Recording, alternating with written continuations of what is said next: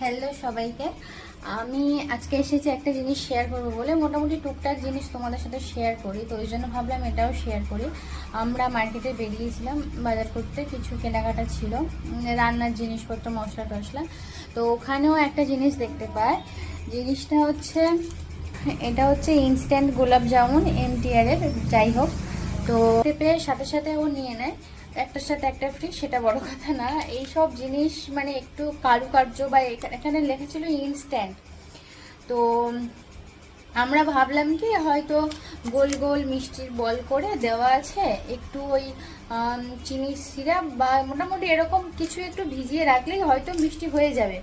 ওই জন্য এটা যখন কিনি, এটাতে আমি এরকম প্রেশারও দিচ্ছিলাম না, যাতে ভেতরে যদি কোনো বল টল থাকে সেগুলো যদি ভেঙে টেঙে যায়, মিষ্টি ভাবছিলাম আর কি। কিন্তু বাড়ি এসে কেটে দেখি এটা পুরোটাই পাউডারে রয়েছে। তো দেখার পরে আমি একটু বিরক্ত হয়েছি, কারণ আমি বারবার বলেছিলাম যে নিও না। আর এই সমস্ত ইনস্ট্যান্ট বা মেশিন যন্ত্রপাতি, মোটামুটি কারুকার্য যে জিনিসগুলো, সেগুলো তো আর প্রচুর নেয়। তো ওই সব জিনিসগুলো নিয়েও এক্সপেরিমেন্ট, কারুকার্য করতে ভালোবাসে। তো মোটামুটি এনেছে, এখন গুঁড়ো দেখে রেখে দিয়েছি, ওই দিন টাইম ছিল না করার। তো আজকেও অফিস চলে গেছে, আমার হাতে বহুত টাইম। তো ওই জন্য ভাবছি এই জিনিসটা বানাবো। ওই জন্য একটু ইউটিউবে দেখলাম যে কীরকম কী করে, দেখলাম বেশি কিছু না, মানে ঝামেলা নেই। এই যে পাউডারটা রয়েছে, এটা মোটামুটি একটু দুধ দিয়ে মিক্স করে মেখে বল করে ওই তেলে ভেজে চিনি সিরাপে দিয়ে ওখানে রেখে দিলেই হয়ে যাবে। তো ওটা আমি বানাবো। এখানে আমি একটা গোটা প্যাকেট নিয়ে নিয়েছিলাম। তো নেওয়ার পর ওই যে গোল গোল বল হয়েছিল, সেগুলো হাত দিয়ে একটু মেখে ভেঙে নিচ্ছিলাম, যাতে পুরো জিনিসটা স্মুথ হয়। আর তার সাথে একটু দুধও তৈরি করে নিয়েছিলাম। তোমরা চাইলে গরুর দুধও দিতে পারো, আমার কাছে পাউডার দুধ ছিল, ওটাই দিয়েছি।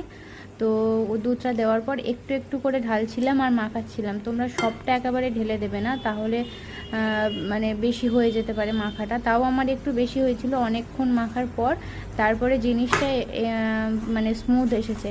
তো দুধটা একটু একটু করে ঢালবে আর একটু একটু করে মাখার চেষ্টা করবে, দেখবে একটা ভালো ডো তৈরি হয়ে যাবে।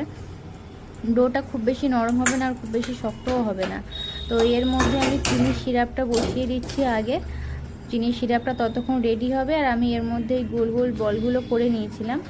আর এরপরেই আমি তেল বসিয়ে দিয়েছিলাম, দিয়ে যে বলগুলো রেডি করেছিলাম, তেলটা গরম হতেই ওই বলটা আস্তে আস্তে মানে বল বলছি, সরি, মানে মিষ্টির ওটাকে কি বলে আমি জানি না।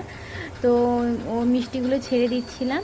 দিয়ে আমার এখানে একটা ভুল হয়েছে, আমি ভাজাটা হালকা ভেজেছি। আমি প্রথমে ভাবছিলাম যে পুড়ে যাচ্ছে, ওই জন্য এই রকম একটু ব্রাউন হতেই